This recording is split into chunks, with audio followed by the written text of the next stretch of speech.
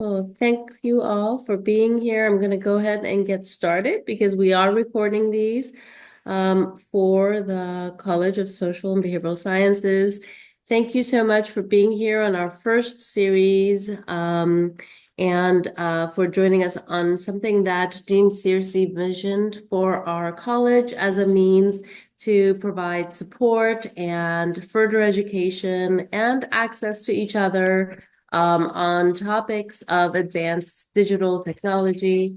The goal here is for all of us to get to know what our colleagues are doing, learn from inside of the college individuals, learn from individuals outside of our college and the university, to be able to integrate some of this work into both our research and our practice.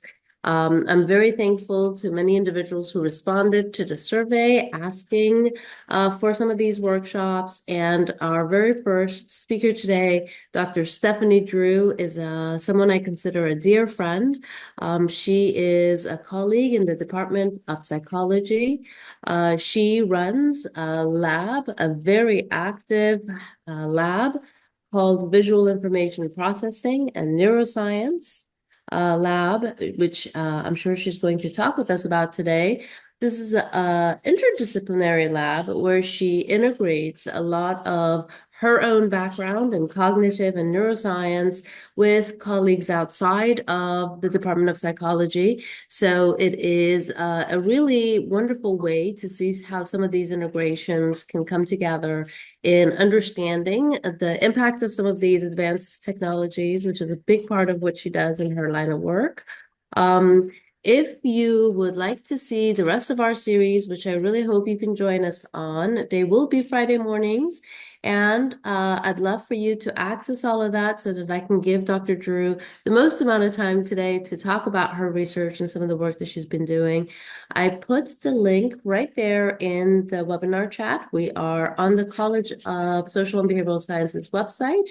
Our series are going to include individuals who are going to talk with us about virtual reality or artificial intelligence or both.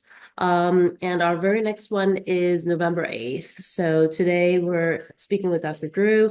On the 8th, we'll be speaking with colleagues from Victory VR who are going to talk to us about how other universities are integrating digital twins and how they are integrating VXR technology into their pedagogy. Without further ado, thank you for being our very first. I hand it off to you, Dr. Drew.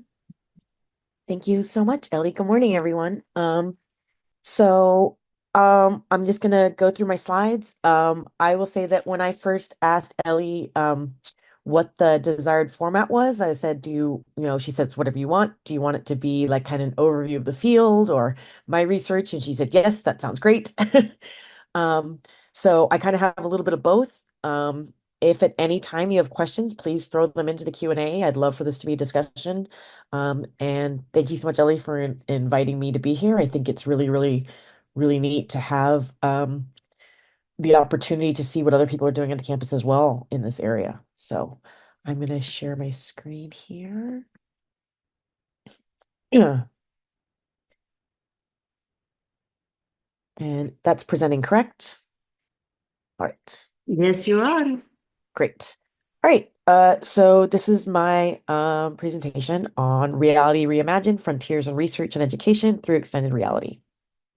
I am a little bit hoarse. It's been a long Halloween week, so I apologize if I have to pause frequently to drink tea or beverages. All right. So, all right. So just a little background about me.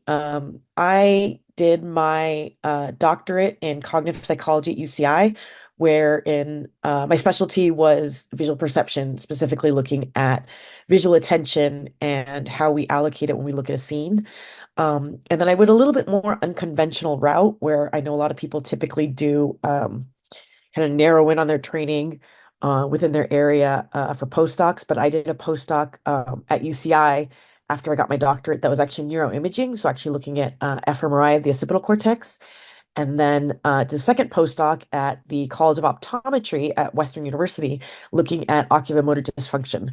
And so my background is literally looking at visual perception from the ocular level up to the brain. My lab likes to affectionately say we do eyes and brains. Um, I came to CSUN in 2012, where I started the Visual Information Sciences and Neuroscience Lab. And as Ellie said, we are sort of an interdisciplinary lab that works with visual perception and really emerging technologies on multiple different fronts. So, just an overview of what I thought I'd kind of discuss today is starting off with just some terms and applications that you'll see a lot in literature, or that I might be making reference to, especially some of the oculomotor things. Some of the work that we've done in the lab and are doing in the lab or will be doing in the lab, and then just sort of lessons and takeaways we've learned for other people in the field to kind of like keep in mind when designing these types of studies. All right. So, for our first overview, I want to clarify what VR and AR are. So, some of the images will be something like this, where you can actually see if someone has a headset, and it will simulate being in a virtual environment versus having something projected. But virtual reality and augmented reality both fall under the context of extended reality or XR. And a lot of people sometimes aren't familiar with both. So I just wanted to clarify. Virtual reality is when you put on a headset here, like on the left, and the user is actually immersed entirely into a virtual environment. It's separate from the real world. It's an entirely different virtual world that they've entered. And you'll see these in headsets, for example, for the MetaQuest, the HTC Vives, the Valve Index. We have all of these. We also have Vario VR3 in our lab. Um, and then augmented reality is where you're putting on a headset, but it's really projecting virtual elements into the real world. Um, these are things like HoloLens or the Magic Leap. We actually currently, with our collaboration, have 72 HoloLenses, which are way more than we know what we can even do with them. So if someone has ideas for HoloLenses, please let us know. But this is an example of that where the holograph is actually projected into the real world. So it's really augmenting your real world, but you can still see the real world around you and have these extra elements projected into the world. Some terms you'll see in the literature or with what things that I'll refer to as well are, for example, fidelity. There are both objective and subjective terminologies we typically use when we talk about virtual environments. So fidelity is the degree to which the real world is exactness is achieved. And by that we mean a nice way to think about it is like resolution. So a low fidelity something would be something like Minecraft that's very blocky, and a high fidelity environment would be something where it's a perfect high fidelity would be it's indistinguishable from the real world. And fidelity can span across both, visual fidelity, but also like emotional or functional fidelity, like how realistic is it to the real world? If I'm learning to um, throw a dart, am I actually holding a something that feels like a dart, or am I holding a controller? Like how do the biomechanics change? And so that is part of the fidelity of the environment. Um, Immersion is the technical, excuse me, sorry. Immersion is the technological or objective aspects of the environment, meaning how immersive it is, how much someone can feel like they're in that world due to the actual physical elements, whereas presence is the actual subjective feeling of being there in the virtual environment. Um, and so immersion is objective, whereas presence is a subjective phenomenon. And then there's also plausibility and believability, which frequently are interchanged in the field, although there are distinctions between them. But plausibility is how well you can judge the credibility of the scene, like how realistic it seems. And then believability is more how much, and I love how they define it as how much you can suspend disbelief, therefore having believability, but how much it is acceptable, believable as an experience. And then, oh, I saw something in the chat, but I don't know where that goes because that's certainly one of my. Oh, that was just really okay. Cool. All right. So, one of the reasons my lab really, really has really embraced XR is it's so pervasive. If you see it now, it is in really disciplines across, it's across disciplines. These are just a couple examples. I could fill a dozen slides with different things just to show you some of the different aspects that we see now. Um, so in medicine, for example, and I've labeled next one where you see VR, AR, and sometimes it's both. In medicine, we're seeing it in medical training, for example, laparoscopic surgery. There's hundreds of studies looking at that. There are things like nurse training for practicing on like intubation or, working with veins. There is pain management studies they're using as an alternative or as a supplement to anesthesia. In AR, there are surgeries now where surgeons actually wear an AR headset and it provides additional information or locations or patient information. Um, in psychology, it's being used for therapy, for phobias, PTSD, trauma.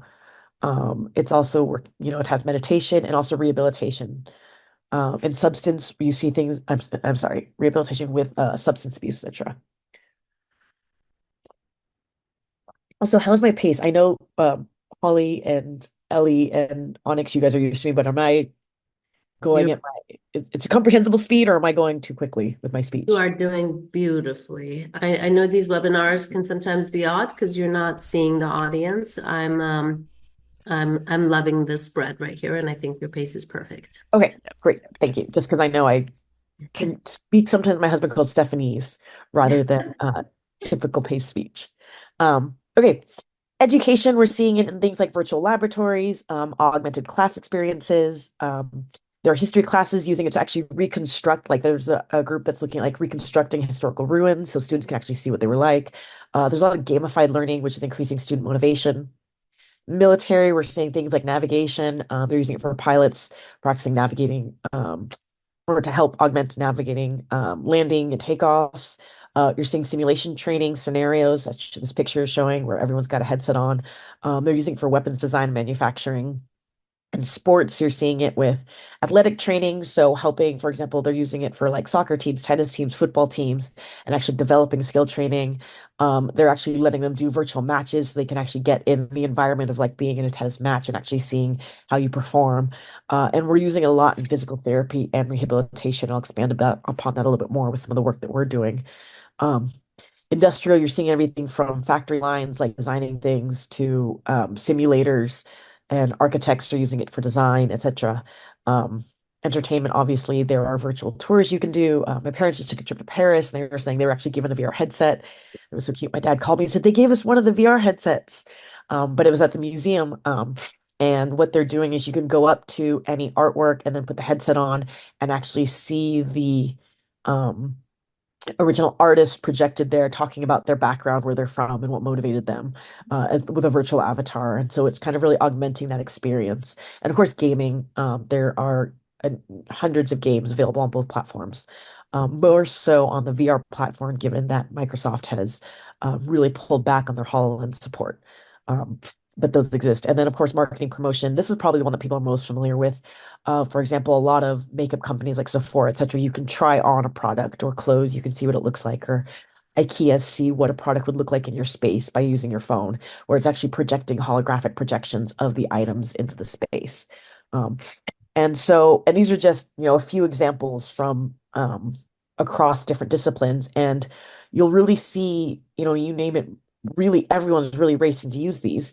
Um, and so the question comes, where does my lab come in? Well, one of the things we really noticed is as the literature essentially started to explode with all these new applications, very little has been covered on the ocular motor impact of using these systems. Um, there's a lot of visual and physical symptoms that can occur with VR usage and AR usage, or different XR symptoms. There's different theories about where those are deriving from and really what the long-term effect is. We know everyone that uses computers, for example, your eyes start to feel gritty or sore after a while, but now you're encasing, especially in VR, where you're encasing your eyes in this whole system where that's the only light they're getting. There definitely are effects on the oculomotor systems that really needs to be explored and understood better. And we're starting to see interventions developed for that, but the field has a long ways to go. So hopefully I've convinced you that VR is everywhere. And so we're just going to kind of turn to kind of where my lab comes in. And we're going to talk some about the ongoing work we do and how it impacts the visual systems, etc. So, the pervasive question in all of our studies is one, how are these XR systems affecting our visual systems? With this VR, AR, and also I'm going to refer to the Apple Vision Pro as AR, although Apple has coined its own term for them. It's sort of a cross between the two, and I'm going to talk about that with one of our studies as well. And then also, how do we facilitate learning or training in these systems? Like, how are these being used? And how can we use them, the more cognitive element to benefit individuals in daily life? So, just so if you're familiar with it, if you have ever looked at any screen for an extended period of time, you may experience fatigue, headache, gritty eyes, eye strain, blurred vision, nausea, dizziness. Really, this can happen with any near work, and near work is anything that's about arm's length distance. So even looking at our phones, I know a lot of people felt it with Zoom. And these are all symptoms. These actually are the clinical term is asthenopia, and actually 87% of students actually feel asthenopia. I always ask my class, how many of you have to reread lines or blink or after reading half an hour, you have to like look away or something. It is asthenopia and it is pretty frequently underdiagnosed. But other terms you might hear is visual discomfort, visual fatigue, and specifically when it has to do with VR headsets, we call it cyber sickness. But it really is under all this sort of umbrella term of asthenopia or eye symptoms that you're experiencing. So from the visual side of it, oops, there are two ocular motor systems that are really involved when we look at something. So, just some terminology. If you look across the room right now, if you look across the room at something, your eyes are going to diverge and separate a little bit. And we call that divergence. And if you look at something close, like your finger in front of your face, they're going to converge. And that's the process of vergence, where your eyes are rotating in and out to ensure that whatever you're looking at, your target, is falling onto corresponding places on the retina to then be processed. Accommodation, if you look far, the lens is getting thinner because natural light comes in. But as you get closer, if you put your finger on the tip of your nose, you'll feel the strain in your eyes. That's the lens of your eye thickening to allow you to accommodate. And that is actually keeping a target on focus. So as you can see here in this picture, at a far target, the eyes are a little bit more diverged and the lens is a little bit thinner. And as the target moves closer, the lens has to get thicker to keep it in focus, and it converges to get it on a corresponding point on the retina. So Vergence points are for really corresponding points for keeping it on the retina, and accommodative we call it a focal point, is for keeping things in focus. So we have evolved as human beings, as all the other primates and other creatures really with visual systems, to have, at least that have these ocular systems, to have these two work in tandem with one another. Something's far and our eyes diverge and the lens gets thinner. Something comes close, our eyes converge and it gets thicker. You can feel both processes happening. Um, However, for the first time ever, we are decoupling these systems that have been evolved to work together in tandem. And they actually have a dual feedback system, so they actually get feedback from each other and adjust as well. So again, in the real world, you have this relaxed system as you look at a far point. However, when you put someone in virtual reality, the way that we get depth is you're projecting two slightly offset images on two lenses to give the sense of depth. So what you're actually doing is now creating a focal distance of the screen right in front of your eyes. That's where your eye, the light cues that said everything are in front of you, but you're creating a false vergence cue, which is further. And so what you're seeing is a decoupling systems, and perhaps to no one's surprise, it causes some problems. We call it the vergence accommodation conflict. And this has been identified as one of the primary um, potential contributors to symptoms that people feel coming out of VR. And it can be nausea, disorientation, dizziness, blurred eyes, struggles focusing, dizziness, etc.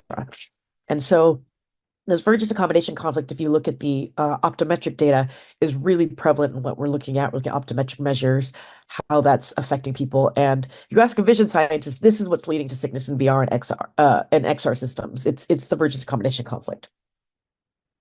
However, if you are not a vision person, you're probably familiar with these, and vision people also familiar with this, but the sensory conflict, which comes from the sensory rearrangement theory of motion sickness, which dates back to 1975 with Reason and Brand, where they said actually any motion sickness that you get is typically due to sensory conflict.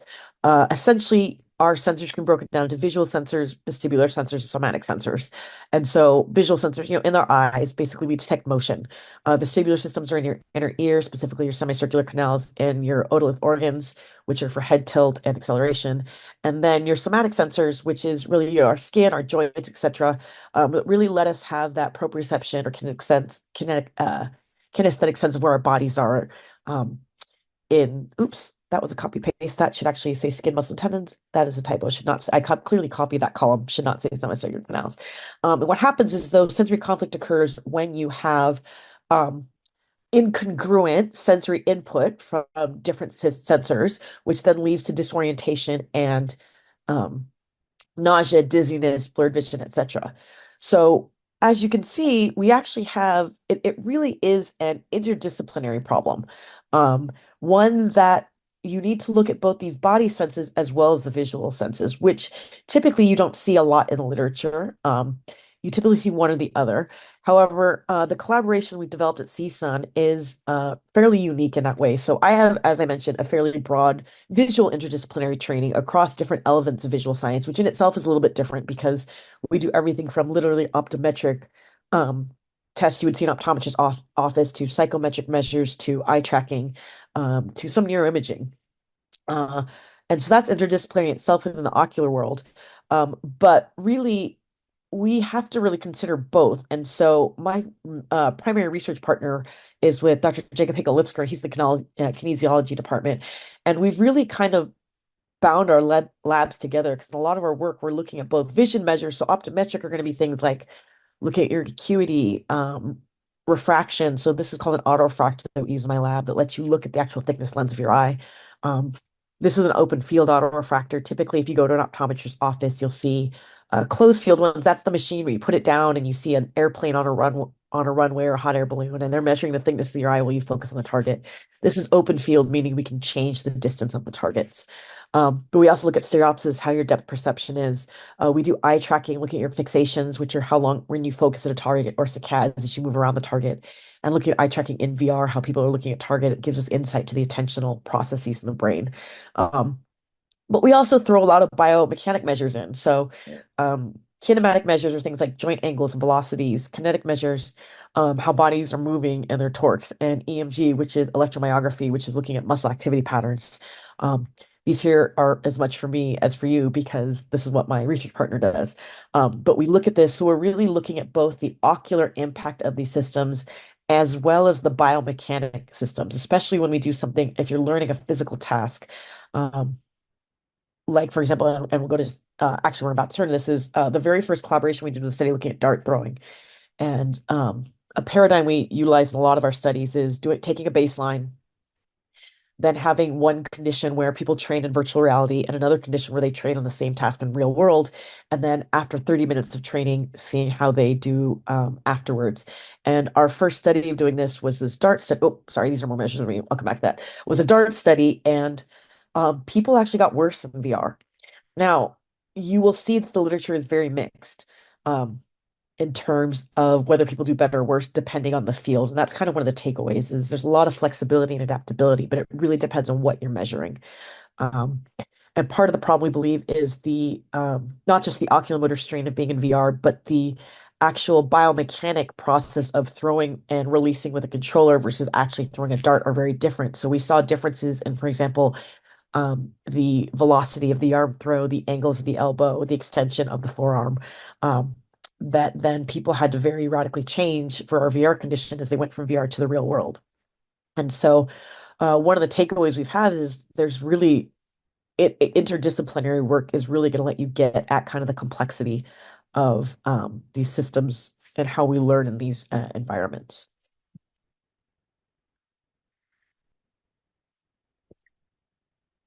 So these are just some of the typical surveys we throw into most of our studies.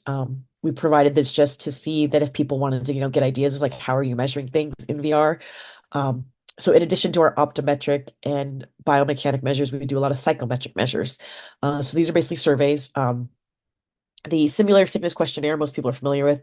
That's the original OG motion sickness survey. But Ames in 2005 came up with a virtual reality symptom questionnaire, which is the VRSQ, which we've been using frequently.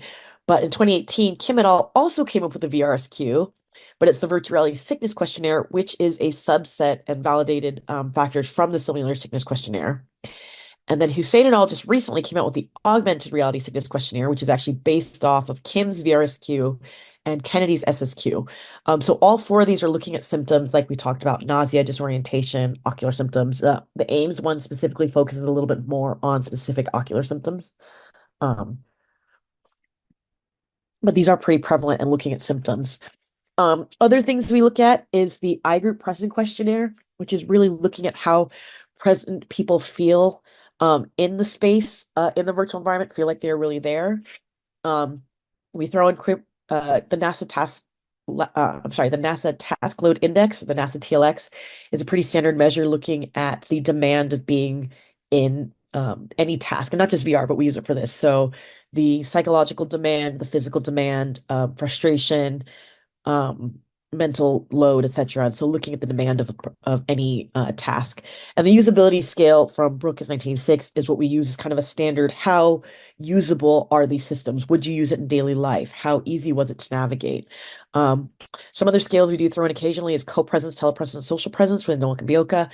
This is different from the presence of I group, which is feeling like you're there. And these are the presence of feeling like um, the technology is facilitating social interactions as well as being there with other people. And then the intrinsic motivation inventory, we frequently throw in just how motivated people were doing it, because we do want to know if like people had poor performance. Was it because they actually couldn't do the task, or were they just not engaged in it or motivated to do it? So these are some of the questionnaires that we typically use. Um, so we've done turning to our studies, we've done a number of different studies. Obviously, any one of these I could go into an hour-long talk, but I decided just to sort of outline some of them just so you can kind of see the versatility of these systems. In our education series, we've looked at reading VR, people coming out of have worse balance control. We're definitely seeing a link between the cognitive load of the task and cyber sickness as well. So not just sensory, not just vision, but also the load that people are experiencing. Um, I had a undergraduate student who recently did a study looking at virtual reality versus Zoom as a means of accessible classroom learning. So we have purchased a stereoscopic camera, which is actually a camera that films with two lenses. And what that lets us do is actually film the real world. And then when you put on a headset, it projects it so you are wherever the camera is. So we essentially had a lecture taught with both a camera and a typical camera for Zoom set up, and then delivered the lecture to students with both either conditions of feeling like they're there with the headsets, like look around, see the professor, see students taking notes next to them, or actually looking at students learning just very classic Zoom and looking at knowledge retention symptoms, etc. We did find that equivalent learning, students learned exactly the same, which suggests that this may be actually a viable way of lecture delivery opposed to just black boxes of Zoom. We did see more symptoms in VR, although literature is really starting to show, especially with longitudinal studies, that symptoms actually decrease with more use. So potentially, the next step would be to do this in more of a longitudinal study and see if those symptoms decrease, in which case you might actually see even better learning outcomes, um, just because fewer symptoms to detract from the learning experience as well. We use the same setup to actually looking at ADHD-like symptoms in participants, and this is work where we have actually done eye tracking in virtual reality to see where people are paying attention to.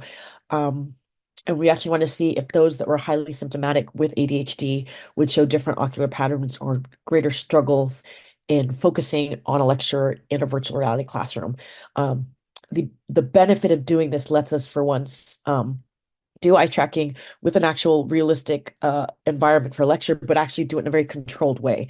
So obviously, in the real world, if we were to do it with eye tracking glasses, the lecture would have little variations each day. The professor would change how they move, but this lets us do it in an ecologically valid way, where it's a very realistic classroom, but very controlled.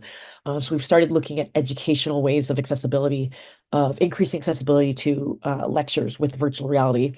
And we found that those with low symptomology and those with high symptomology actually don't show any significant differences in learning. So this actually could be a way to actually further investigate both learning in VR as well as looking at specific populations and how they attend to it. And then currently, I have a graduate student completing her thesis right now on STEM lessons. She's really interested in the STEM pipeline and working specifically with chemistry. So um, The classic chemistry setup is you do a lecture and then you have a ball and stick, is what they're called, where you build models of the atoms. We have been doing a comparison of that versus a virtual lab with ball and stick, but it actually allows you to build the molecules in front of you, rotate it. It has labels, so you actually see what you're connecting and seeing whether retention actually is better with supplements of a chemistry lab versus a chemistry um, ball and stick classic model. And we did this in collaboration with some consultation from the chemistry lab, and this was done with intro chem as an introductory thing. But really, what it's really letting us do is ball and stick is great, but when you get to these really complex biochemical structures, it's impossible to do with ball and stick, but it's not in VR. So it's actually allowing students to have a more tangible way of working with sort of more complex chemical um, builds. And so that's sort of what we're looking at there. Um, um, we've also been looking at VR studies in mindfulness and meditation. We have one study where a lot of times you see these VR environments. I'm not sorry, VR. You see meditation everywhere. There's the Calm app. There's guided meditations. There are things you can do. I know when my kids were young, they did kids yoga, which was a YouTube series they watched. But you can actually do these in VR. And what we were really interested in is how, and this was actually, we started during the pandemic, how great would it be while we were all isolated at home if you could put on a headset, be at the beach, and then just have a day away. And so we actually took a stereoscopic camera, filmed at the beach, took a guided meditation, and our conditions are a guided meditation where you actually can see the ocean, look around, feel like you're there, hear it, and also have a guided meditation versus seeing it on a computer screen versus audio only. That data has been collected and is sitting in a very nice folder in my CSUN drive, waiting to be analyzed, but that has been done. A recent graduate student of mine also wanted to look at actually using VR meditation to actually reduce specifically math anxiety. We realize this is a point where test anxiety, but specifically math, can be really, really a barrier for students testing. So wanted to see if there are viable options for VR if you do that VR classroom or with the meditation. And so wanted to look at VR meditation and traditional meditation delivery and found that there was no difference between the two. But both showed benefits, both showed significant decreases in heart rate with doing a math exam compared to no meditation. And so this is a viable way for future. He really wanted to do this kind of a feasibility study for future interventions that could be done. Um, Especially for students, for example, that are remote learning. And so this was kind of a first step in there that we were doing. Um, some exploratory work we've done just with different things our students want to look at. We have done some optometric measures. This is again that autorefractor. We do see a reduced focal ability after VR usage. However, those effects typically, from what we've been seeing, only last about 5 minutes, which is good. I will say that with the Apple Vision Pro, there was significantly more impact. We're actually doing a study with that, which I'll get into. We talk about our AR.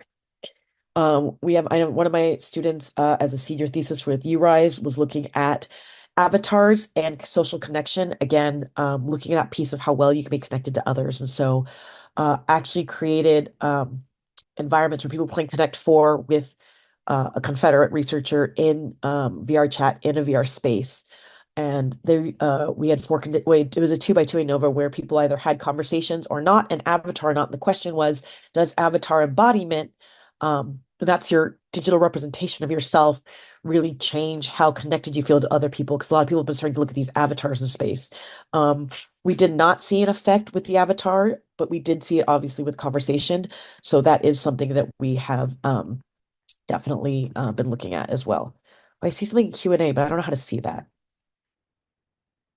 Is there a way for me to see that, Ellie, or do you see something in Q&A, or I see a little red dot, but I don't know how to address it. I think if you just click on it, uh, It doesn't show it to me.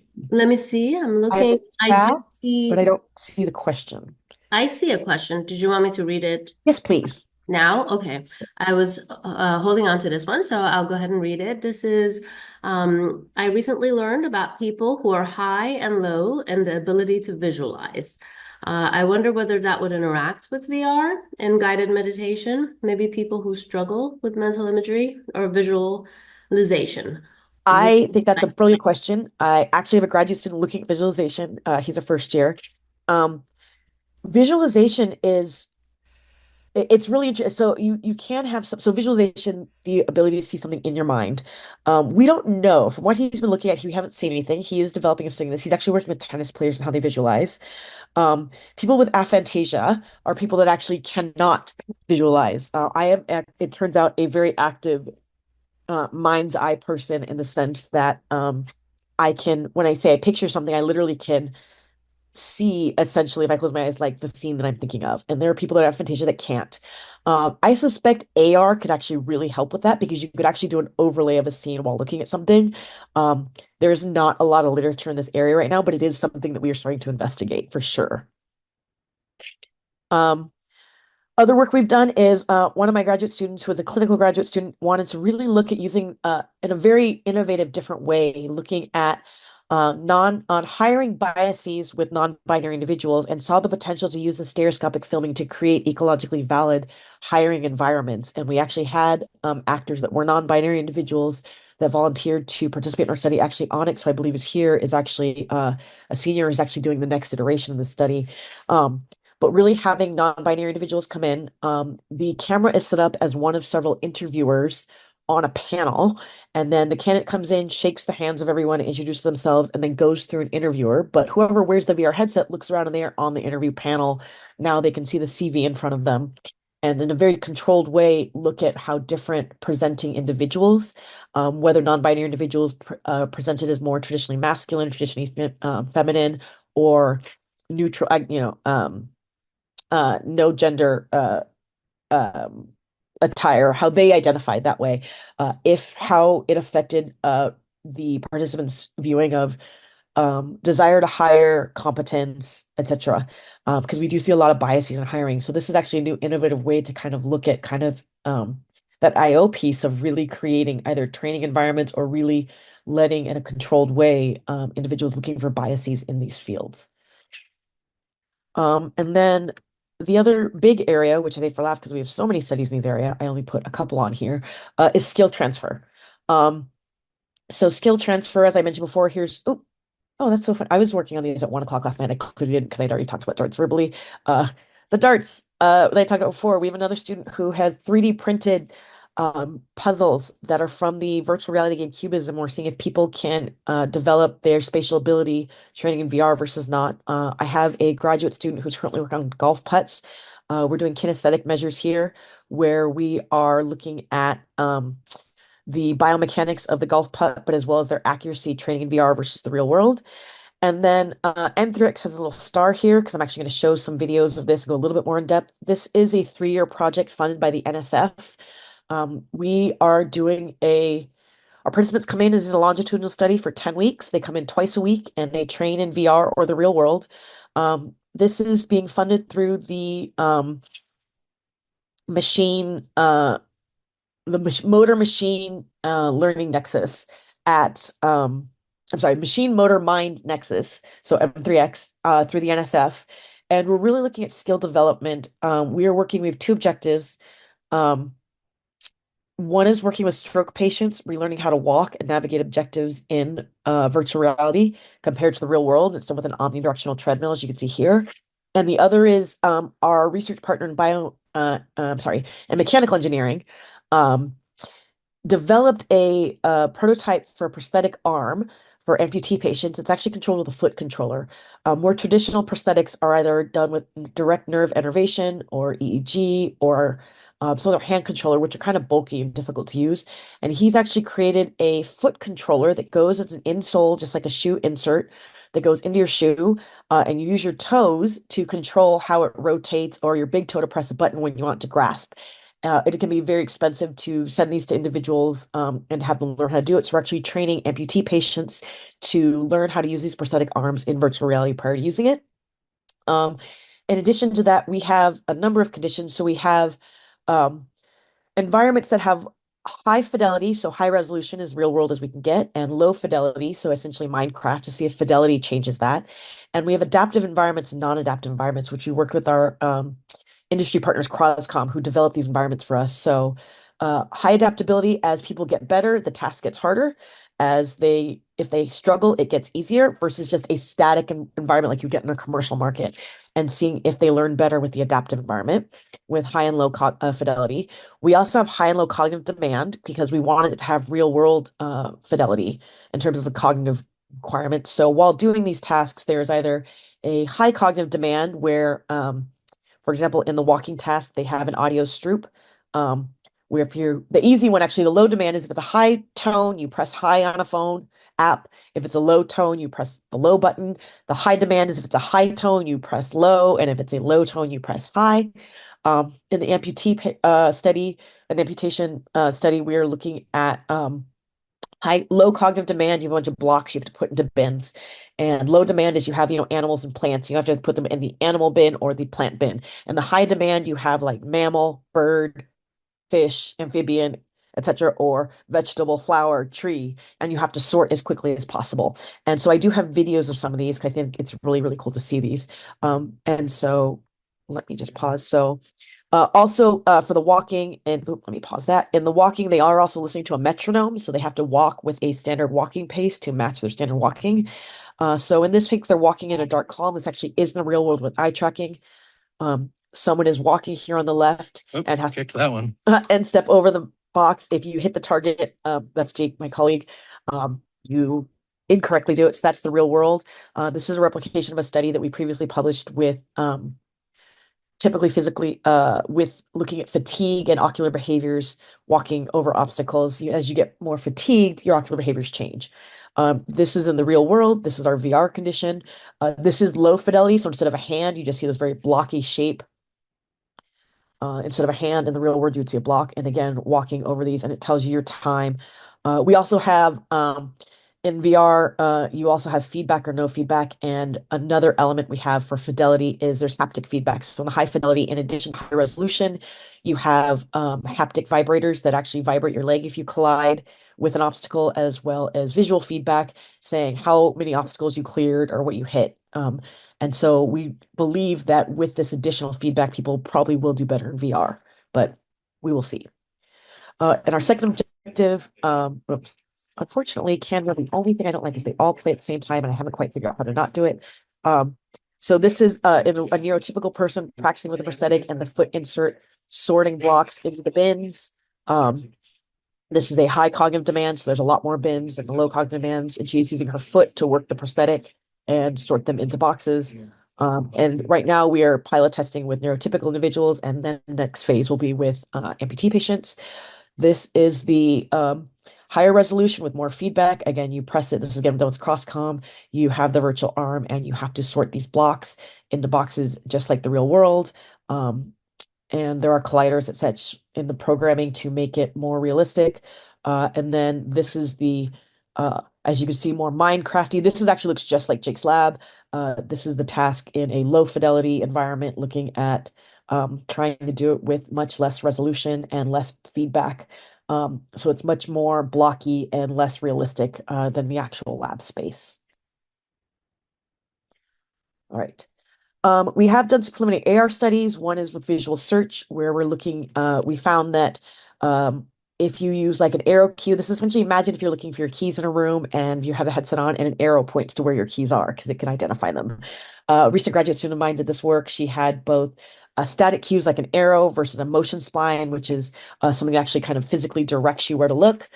We found that the arrow cue was significantly longer time in finding the target. The idea here is the conjunction search. We're finding, for example, not just the F, but maybe the F on its side that is orange. And so having to look at the targets, and the AR uses your visual location and eye tracking to actually identify where targets are. Some ongoing work we have is we're currently doing comparison between the HoloLens and the Apple Vision Pro on a series of tasks.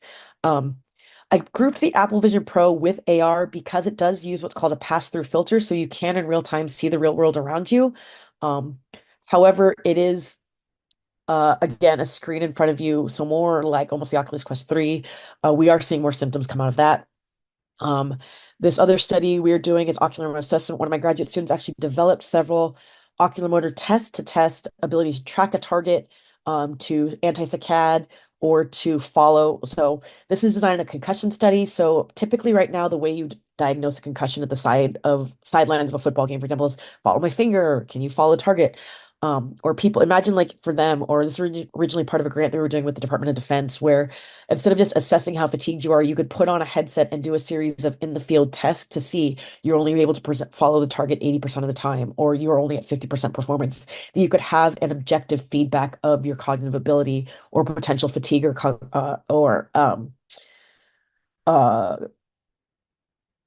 uh concussion, that would actually give you a metric that you can provide. So that's this study we're doing. And then this one also is a star because I have a video. We currently have a study that we're working with Parkinson's patients. So we know that Parkinson's patients in clinic, when you put tape on the ground, actually can show neurotypical walking. It turns out that the walking in Parkinson, people diagnosed with Parkinson's, is not actually a biomechanical issue so much as a cognitive issue of decision making. So when they go into the clinic, if you put tape on they have very stagnant walking, but if you put tape markers on the ground with physical therapists, they develop neurotypical walking patterns because they know where to walk. So we have developed an app which I can show you that put footsteps on the ground and allows Parkinson's patients to walk in the real world with markers. And so this is work that is currently under patent review and we're trying to work. So, and the next piece is actually incorporating AI. So actually to allow Parkinson's patients to navigate the real world with neurotypical walking as they enter doorways or have to navigate. And so I do have video of that. This is the original prototype. This is from a demo for a vendor, so there's a lot of music, but typically there are footsteps there as well as markers on the ground, and this is through a headset and they can walk.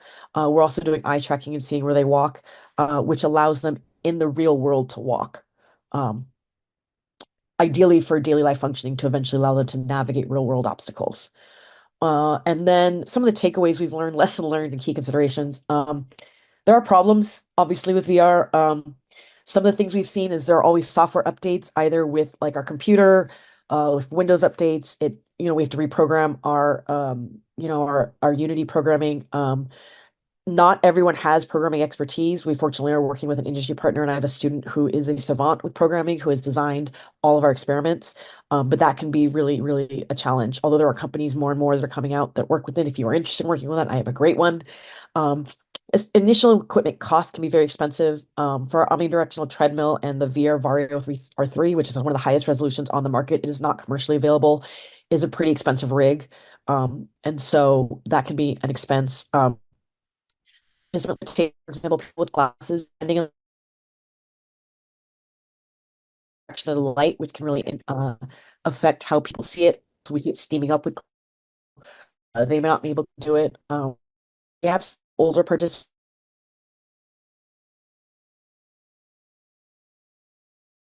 epilepsy, or um, are visually impaired or audio impairment for some of these, you can't use the systems. Um, we have seen in some of our preliminary studies a decrease in performance. I will say that other literature has come out since our preliminary DART study that has seen improvements in performance. And I've seen some meta-analyses. One of the most recent ones said that there are some with no difference. So the jury is still out over whether this really improves performance. It's really coming down to, from what we're starting to see, is it depends on the medium and the task that's being trained. And of course, there are symptoms. We do see a lot of symptoms coming out of these headsets. However, that being said, we also have seen that symptoms are decreasing over time. So just as perhaps someone that is new to using a computer might have more symptoms, now, over time, people tend to see less symptoms because they get used to it. I suspect the same things are happening with these VR and AR systems. And then other things we've learned, um, it's not all negative though, with the downside. Oop, went backwards. Didn't know I could do that. Um, we have seen some really huge advantages. It's providing long distance accessibility. It is hard for people to get to a physical therapist office sometimes, or to find someone to drive them to there, or to go to a classroom if you are far. This is letting people from a distance um, access these resources that otherwise would be difficult. It allows a lot of customization in our adaptive environments. It really can be customized to the patient that's being trained. There is studies have really shown higher engagements in individuals in VR condition compared to the real world. I myself am guilty of physical rehab, not finishing my exercises. Studies have shown that, more than 50% of Americans at some point will need physical rehabilitation, either from sports injury, work injury, getting older. Um, And with physical rehab, I have a tear in my shoulder, and I did the exercise really well for the first week, and then I just didn't do it as well. We know that in the field that is a very common drop off in physical therapy um, patients. However, you see a much better retention when it's gamified. Instead of having to just do this 100 times, I'm now trying to shoot a ball into a basket. That gamification really, really increases retention in physical therapy. Um, in terms of training, while the headsets themselves can be expensive, they are getting lower and it's extensively less expensive. For example, if I'm training someone on a physical task on an assembly line to have virtual materials where I don't have to worry about the cost of errors or um, reproducing like lumber. And we did another task where we were looking at hammering, repeatedly having to provide hammer, nails, actual physical material for someone to train on a task we were having them do. And there's definitely safety ability. So it is not safe to teach someone to rehabilitate to drive that's experienced a stroke. However, we can do it very safely with driving simulators. The same thing with operating really expensive equipment. It really provides for that, or learning expensive procedures or dangerous procedures. It really provides for safety for those individuals. Um, and there's versatility and potential that you don't have in the real world. For example, the military is using this for different scenarios, and you cannot reenact actual scenarios for deploying in some of these environments. And virtual reality is really allowing for that. So it really is a limitless um, field. You just have to sort of figure out how to navigate it efficiently and effectively. And it's a lot of trial and error. Um, I really, really love this field because we are doing cutting edge research with students. Students are the primary, leading all of my research. And it really lets them have cutting edge. And then I threw in this quote just because I love this from Arthur C. Clarke. If you're not familiar with Arthur C. Clarke, Space Odyssey, famous sci-fi author, but I think this actually really, really applies to today, which is the only way to discover the limits of the possible is to go beyond them into the impossible, which I really think we're on the cusp of doing with VR and AR headsets and XR reality is we're really on the edge of technology that is really changing the way that we work with technology. Um, and so all of the work that I do is not done in isolation. So I wanted to make sure that's my partner, Jacob Hingelisker, as well as I also work with Thomas Chan and the psychology partner, Peter Shea, as a mechanical engineer on the project M3X. The three of us are all on M3X. Jake and I also collaborate. Jake and I and Thomas actually have a grant from the Department of Defense working with AR headsets. And then Jake and I have a number of studies looking at these different systems. And then I could not do my work without my team. This is the Vision Lab. My student researchers are the backbone of my lab. And so I want to just acknowledge all of their tireless effort and work. I'm really just the talking head, and they are doing everything and innovating and not just data collecting. They're designing these studies, they're coming up with the ideas, they are helping write grants. They are phenomenal. So I really want to acknowledge that team. Um, and then I just wanted to say thank you. And if there's questions, and these are also, if anyone wants to screenshot a lot of the references that are throughout the paper, studies, etc. Yeah. And I left 5 minutes for questions, which was my goal. I might have sped up at the end, but questions, thoughts, comments, feedback, interest people have, please let me know. Yeah, thank you so much for giving us an overview of how VR is Of course, I being have an awkward. used. Yeah. Hi, Holly. Hi, thank you What's so up? much for giving us an overview of how VR is being Oh, used, and I see also, Holly's hands, but you are still muted. do you hear me at all, Stephanie? How do we have to unmute her, Ellie? Because I know it's a webinar. Do I have to do something? Are you hearing me, Stephanie? Do you hear me at all?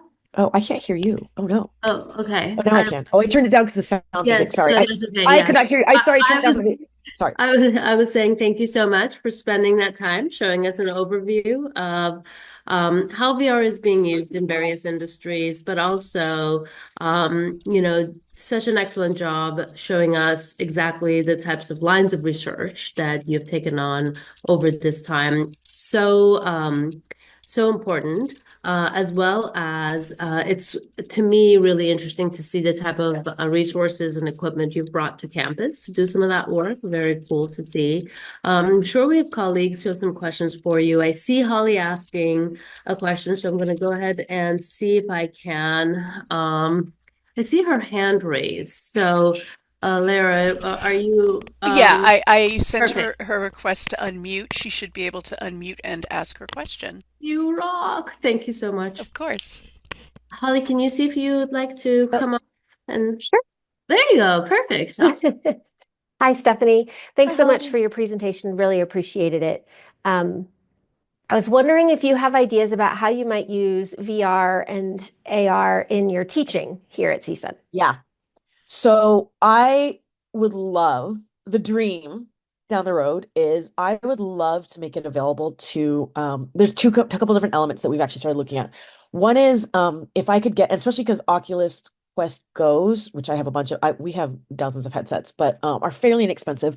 I would love to do a pilot where I could actually send it to students that are more distance learner. Like I have a student that commutes from Palmdale. I have one that's commuting from like up in Bakersfield, which is I would love to be able to have them attend live lectures, but in VR. Because the Zoom boxes we're all familiar with, it's these black boxes with names, and we don't necessarily see each other. Zoom actually just this week I saw an article. Zoom has actually released a Zoom AR VR app, which I'm going to be talking about in my lab quickly, but I would love to be able to have students that could be in VR, collaborate with virtual avatars, their colleagues, but also attend lecture that can't make it to class. That's one thing I'd really love to do. The other thing is really, really supplement labs. I know Victory XR is actually going to be talking next week about that, but a lot has been done with classrooms and we've started some preliminary work, but I would love to be able to really augment research with this. It depends on the topic, obviously. One of the things I think would be really, really fantastic is to have a couple different elements. One is at some point I would love to teach actually a programming class in the psych department using basics, like Psych Toolbox stuff with Python and actually integrating that into VR and letting students actually start to kind of design and innovate themselves is one direction, which would be really excellent. But the other thing I would love to have is the students actually do studies with these headsets, but also there's clinical applications. It would definitely let us have a look at both things, students with ADHD, students that are having trouble with learning to relearning lectures. I think honestly it's limitless. It's just really what we can innovate. I've already seen a couple ways I would love to integrate it in. It's just we need to get we're still pilot testing a study to make sure this is a viable option, and I would love to in the future integrate this into my classroom or have other people do it in their classrooms as well.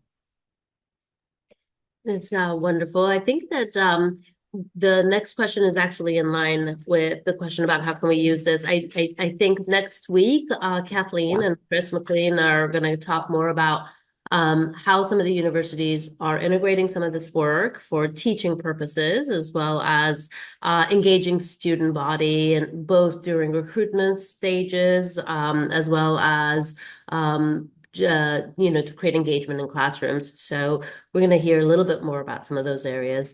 One of our participants is asking, you mentioned many different areas that implement VR and AR. Which field do you believe is benefiting the most from this technology right now? It depends on which one you're asking. VR is skill transfer, 100%.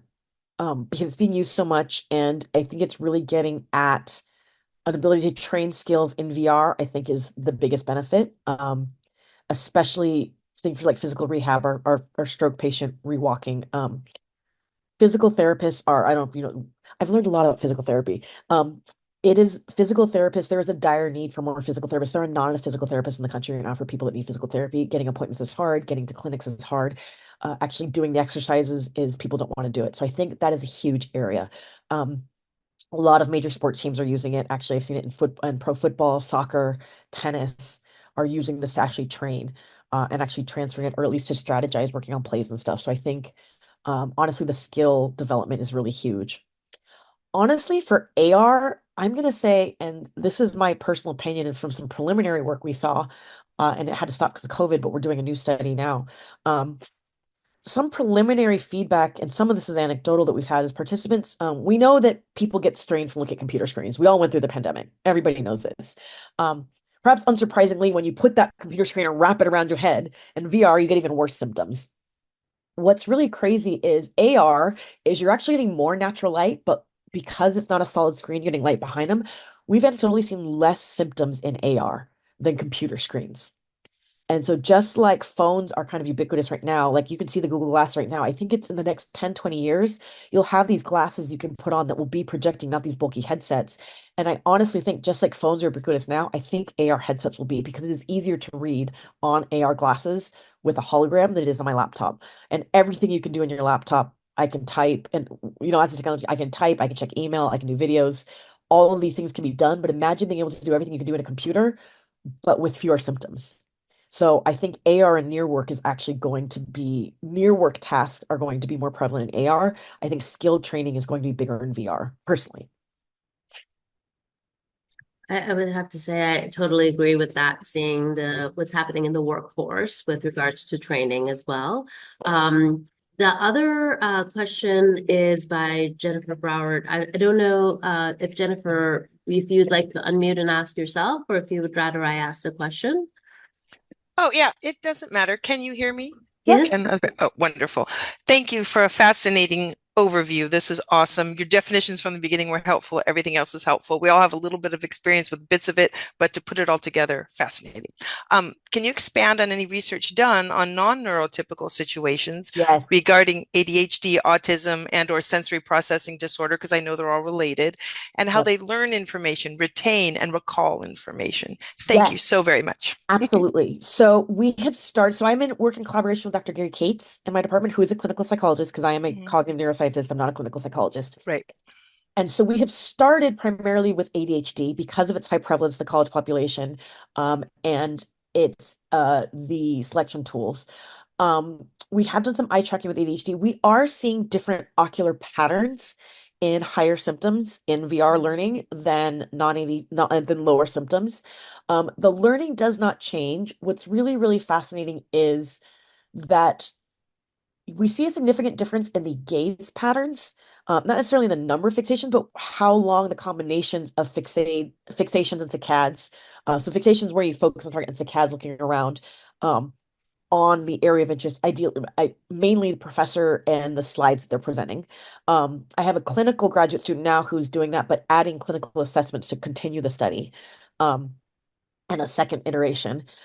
We do see different ocular patterns, and we do know that outside of VR, etc., we know that those with ADHD do show different ocular patterns. I have another study actually with this very small, inexpensive eye trackers. We were actually using it as some preliminary work to see if, imagine instead of having to wait for teachers to find someone that, in K through 12, like someone that's acting out and saying, oh, you need an assessment for ADHD.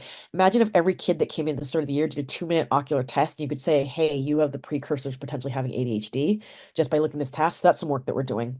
Same thing with the eye Fascinating. tracking in VR is we actually see different ocular patterns, and we actually use the eye tracking. A lot of people say, well, what does that have to do with, actually cognition and learning? But we actually know that we can use these things, pupil dilation and time focused on the target, as well as how many times they look away from the target, as indicators of these different conditions. Neurotypical people typically have fewer saccades outside the area of interest. They have a fewer number of fixations in general. They have longer fixation times. So we are using this to kind of see, and we're just starting to look at education with neurotypical versus neurodivergent individuals, because for the first time, we can have this very ecologically valid, controlled environment and actually look at these questions, right? And so we're starting to do this work, and I think it's really important. There are different, we have not ventured yet into those with the spectrum. I have thoughts anecdotally. My son is high Sure. functioning Yeah. autistic, and so I have lots of thoughts anecdotally about how this would help him. Yeah. And Yeah. he has thoughts as well, Mm. but we have not conducted a formal study. Although I do think, and just the benefit that my son gets from voice to text, for example, is huge.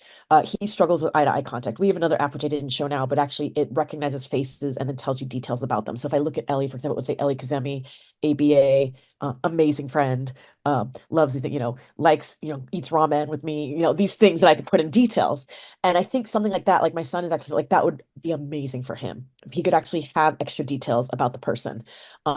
If as he's learning, he is, my son is I guess was diagnosed as twice exceptional, so very high intellectually, but his processing speed is very low. He has to see stuff. And so to be able to have an AR headset that would give him additional instructions as he does tasks would be huge. He uses voice to text as it is because typing is a problem, but using that both captioning. Oh, that was the other thing is captioning would really help. And they're starting to use, I don't know if you see it with Google Glasses, they're actually starting to do when you go to speeches, live captioning or translations that appear in front of you. And I think he would highly benefit from that. Just those additional cues, I believe would really help people that are neurodivergent with a lot of the social cues. My son himself had said like he wishes he could have like flashcards for people. And I can essentially could say like put on this pair of glasses. It's flashcards that change by the person. I think it would be super helpful for him. Again, anecdotal, but I think there's definitely potential there. Yes, fantastic. Please follow your instincts. I also have personal experience with the sun and the social cues and all those things. Everything you mentioned, I have personal experience. And also, we see this with our students as CSUN Yeah. as well. Those are great. I wish you more funding. I wish you more graduate students. Me And I wish too. you continued extended. I know. Let's go more funding. Woo! Yes, Thank you. absolutely. I love that. I think the areas that you mentioned are really important. I'm excited about potential early diagnostics with eye tracking, and there is some evidence that individuals can be diagnosed earlier if we can actually put them in some of these environments and track to see what they're looking at, because there's differentiations there. I also love the capacity for therapy. I don't know if you've noticed some of the social skills trainings, some of the experiences provided to individuals to do, a street crossing, and things that Oh, would even be even difficult that, to yeah. bring into therapy, are being brought into virtual settings to give Love that. experience so that you now have an individual who learns how to cross streets prior to taking them out or taking them grocery shopping. So there's definitely some great lines of work happening with regard to therapy for individuals who may need more support prior to going to the real environment. We're honestly something that my husband wants to practice with Kieran. So Kieran has no interest in dating at all. He's 14, but no interest. But when he is interested, my husband's like, I really want us to practice him going out like with one of us and practice like how to have a conversation, how to look one on one and not look at your phone, how to, how to really socially interact in those environments should he be interested someday. And I think there are apps, that you're starting to work with avatars. I think that would be really helpful for him, not just in dating, but like those social interactions, actually practice those things. He has special skills training he does in practicing and initiating and holding conversations. But I think as the AI gets better, also it would be a really, really good resource for him to just kind of have that exposure to other groups that would be non-judgmental. Obviously, the avatar is not going to judge him, and he can practice, what are appropriate ways and like look at even like he really has to consciously work on making eye contact. I mean, if we could give him that feedback too, like that would be really helpful, I think, for him as well. Fascinating. I absolutely love that. Like anything else with technology comes great use and comes potential misuse. I've also seen some software coming out with avatars for individuals that kind of scare me actually for, consumers. So I think that information and learning is going to be really important in the coming time. Sorry, my puppy's obviously getting rowdy over here. You clearly need to see the puppy, Ellie. You can't tease with a puppy and not show the puppy. Yeah, it's not a puppy, That's okay. Stefanie. It's a All Rhodesian. dogs are puppies. She's a puppy. So All my dogs are puppies. I love it. Do we have any other questions for Dr. Drew this morning? If not, I would like to remind everybody that Dr. Drew agreed to be our first presenter today. Which I was not told originally. I was like, oh no, I'm first.